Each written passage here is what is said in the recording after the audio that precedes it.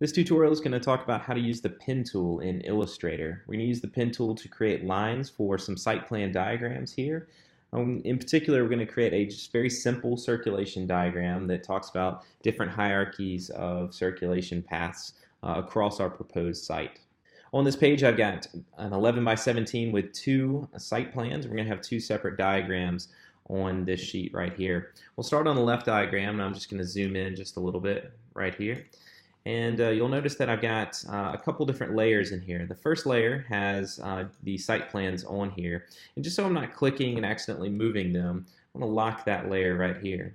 Create a second layer, which is where I'm going to actually put the line work. And this will help me just to separate these two so that I can turn my line work on and off, but mostly so I'm not clicking on the site plan right here.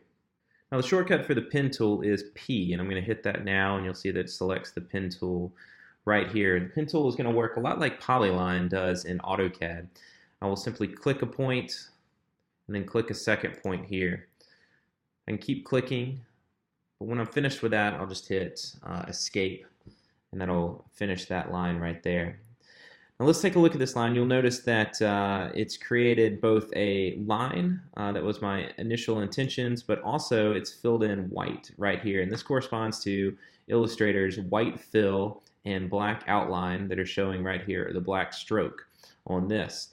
So to change this, I just want to create lines here, so I need to get rid of this fill in here.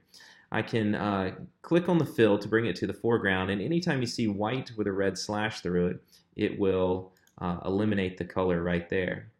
Now if I wanted to change the stroke color, I'm just going to double click on this to bring up my color picker. And I can begin to pick the color stroke line that I want for this particular line in my diagram. Now we've got two selection tools. If I'm just using the selection tool, which is the shortcut is V, I can grab this line and begin to move it around. Maybe I placed it in the wrong spot in here, or I just can move it as an entire piece. The second selection tool is the direct selection tool, and this allows me to select certain parts of the line. I can select just this single point by clicking on it and then dragging it around. If I want to change this vertex, I've got to click on it and then drag it around as well. Same right here.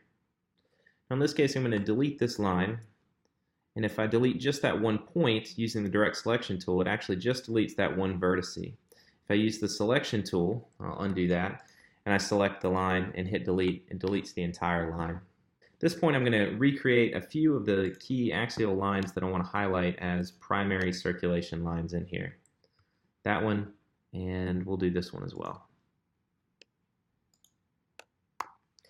Now, in certain cases, you might have a line that's not a straight line, and the polyline doesn't work as well. In that case, what we'll do is we'll click one point. We'll click the ending point on the other side, but I'm going to click and drag. This creates what's called a Bezier curve, and these little handles that are protruding out from that one vertex are called the Bezier handles. I'll hit escape here to end that line.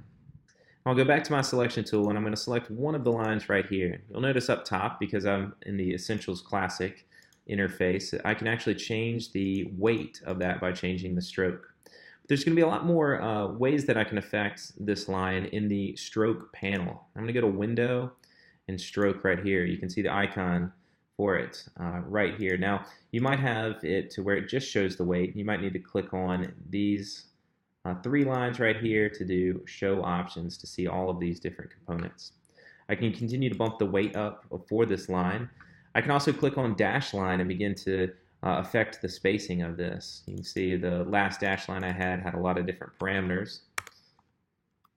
I'll delete that out. We can simply have just a dash line, and I can use my arrow keys to push up and create a 8-point dash, and it has by default just a 8-point gap until I fill in the gap right here, and I can shrink that gap down to a 2-point gap, and you can continue to add and customize how you want your dash line to look right here. You've also got arrowhead options, and these are all based on the size of, or the weight of your line. So as I put these in, I might like the way that an arrowhead looks, but in this case it's going to be way too large, which means I need to come in here and potentially change the percentage of that arrow. Change both of these right here to 55%. Now if I really like this arrow and I actually want my, or this line type, and I want these other lines to work like that too, I'll select both of these lines, click on my eyedropper, and I can then click on this line to apply this stroke to these lines. It doesn't copy the arrowheads, but just the weight and the dash in this case. Now this wouldn't be suitable for a site plan diagram like this, but in some cases you might want to show water circulation in there, and a good way to do that is a few different ways. Certainly to change the color to something that is going to reflect water, the idea of water. But we might also change the cap from this what's called a butt cap to the round cap right here. I'll then take the dash down to 0 and I'll just move the gap up. What this does is it creates circles because there's really just a point with 0 width to the point, but with this round cap it creates circles. And I can then space them out as much as possible, put arrowheads on that as well.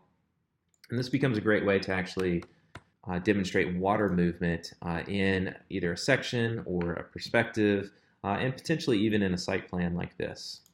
Now I've got an example over on a separate sheet that has maybe a more polished and finished up version of what that diagram could look like, using in this case a red for the primary circulation paths, orange for these secondary, and yellow for these tertiary pieces, and then using the pen tool just to create a fill shape with no stroke. You can see by clicking on this I've got an orange fill and no stroke here by simply changing this to the red slash through the white box and turning down the opacity just to show maybe a moderate amount of movement in this space right here.